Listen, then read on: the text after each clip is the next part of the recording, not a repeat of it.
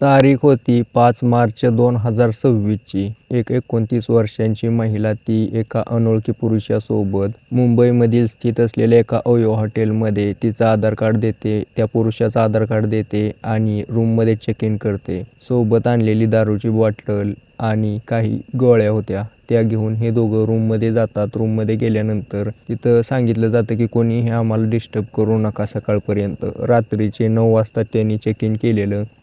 रात्रीची लगबग 10 ते 11 वाजता त्या रूममधून असे तसे आवाज यायला लागतात. त्यांचा चोळाचोळीचा कार्यक्रम चालू झाला होता. ते एकमेकाच्या शरीराचा आस्वाद घेत होते. पण सकाळ झाल्यानंतर रूममधून कसलीच हालचाल होत नसल्याने सफाई कर्मचाऱ्यांनी सकाळी रूम उघडली. बघितलं तर त्या रूममध्ये तो पुरुष तर नव्हता, पण एकटी महिला पडलेली होती. तिच्या शरीरावरती एकही कापड नव्हतं आणि त्या ठिकाणी तिचा मृत्यू झालेला होता. आता हे सगळं दृश्य बघून सफाई कर्मचाऱ्यांनी तिथं असलेल्या मॅनेजरला कॉल केला. मॅनेजर आला. मॅनेजरने बघितलं, पोलिसांना फोन केला.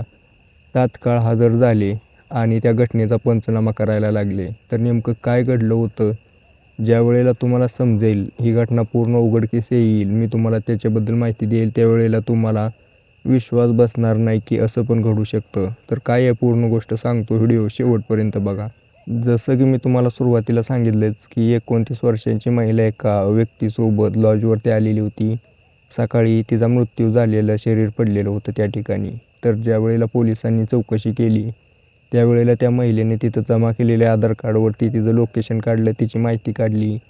तर ती यावेळेला ती महिला ज्या ठिकाणी राहत होती त्या ठिकाणी ती, तिचा पती आणि तिची सासू असे 3 जणांचं कुटुंब राहत होतं. पती 2-3 दिवसापासून बाहेरगावी गेलेला होता. त्याच्यासोबत कॉन्टॅक्ट केलं. पोलिसांनी बोलवून घेतलं चौकशीसाठी. तो त्या ठिकाणी आला आणि म्हणला, याच्याबद्दल मला काही माहीत नाही. मला तर आत्ताच माहिती झालं की ही अशा ठिकाणी लॉजवरती गेली होती दुसऱ्या कोणत्या पुरुषासोबत. या महिलेच्या सासूला पण काय माहीत नव्हतं. पोलिसांनी ज्या पुरुषाचं आधार कार्ड त्या लॉजवरती दिलेलं होतं त्याच्यावरती चौकशी केली तर तो पुरुष त्या ठिकाणी 3 महिन्यापासून राहतच नव्हता. वेगळ्या कोणत्या ॲड्रेसवरती राहत होता. आता ज्या वेळेला बघितलं त्या दोघांचा ॲड्रेस मिळवून जुळवून तर शेजारचाच ॲड्रेस निघाला. हा जो व्यक्ती होता 3-4 महिन्यापूर्वी त्याचं ते जुनं घर सोडून गेला होता, पण जो पहिल्या घरी राहत होता 5-6 वर्षापासून, तेव्हापासून या महिलेची आणि त्याची ओळख झाली होती. ओळखीचं रूपांतर अनैतिक संबंधामध्ये झालं होतं.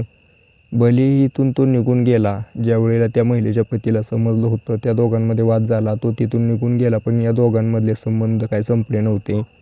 ही महिला वारंवार या व्यक्तीसोबत लॉजवरती जायची. त्यावेळेला तसंच झालं. 5 तारखेला हे लॉजवरती गेले. या महिलेला दारू पिण्याचं व्यसन होतं. त्या महिलेने दारू पिली, भरपूर रात्री कार्यक्रम केला, पण स्वतःला उत्तेजित करण्यासाठी तिने काही गोळ्या घेतल्या होत्या.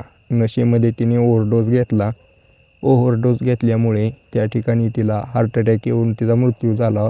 ज्यावेळेला या महिलेला हार्ट अटॅक आला त्यावेळेला ही महिला संबंध बनवत होती आणि त्यावेळेला तिच्या अंगावरती एक पण कापड नव्हतं. हे सगळं दृश्य बघून तो व्यक्ती घाबरला आणि आता ही सगळी घटना सकाळी उघडकीस आली. पोलिसांनी डोक्याला हात लावला की नेमकं विषय काय व्हायला लागला समाजामध्ये. पोलिसही हैराण परेशान होते की आपल्या समाजामध्ये असं काही घडत आहे. बाकी मित्रांनो, तुमचं याच्याबद्दल काय मत आहे मला कमेंट करून नक्की सांगा. आपला व्हिडिओ कसा वाटतो हे पण नक्की सांगा. चला भेटूया उद्याच्या व्हिडिओमध्ये.